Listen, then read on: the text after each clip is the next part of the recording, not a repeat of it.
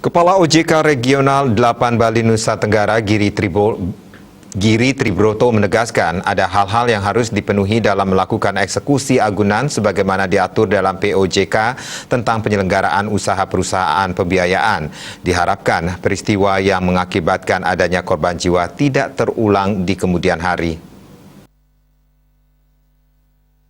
OJK Bali juga telah melakukan pembahasan dengan Satgas Waspada Investasi, SWI, Departemen Pengawasan Industri Keuangan Non-Bank, IKNB, Departemen Hukum, DHUK, dan Hubungan Masyarakat Humas serta APPI Pusat untuk melakukan evaluasi tindak lanjut kasus yang terjadi di lapangan.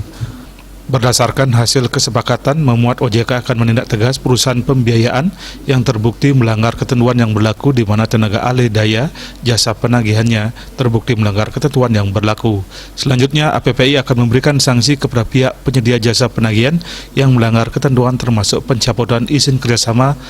atau pencabutan sertifikasi profesi penagih pembiayaan dari pihak-pihak yang terlibat dalam kasus tersebut.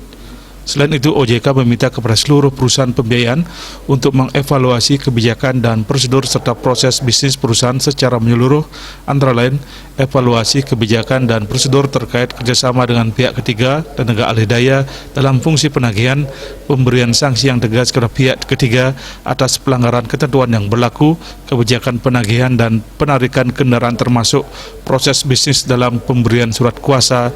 tugas penarikan kendaraan serta kebijakan lain yang terkait.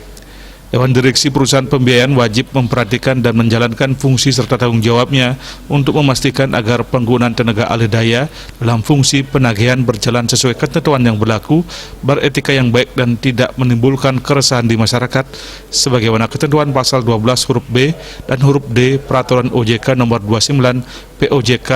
05/2020 tentang perubahan atas Peraturan Otoritas Jasa Keuangan nomor 30 POJK 05/2014 tentang tata kelola perusahaan yang baik bagi perusahaan pembiayaan. Bisnis Bali melaporkan.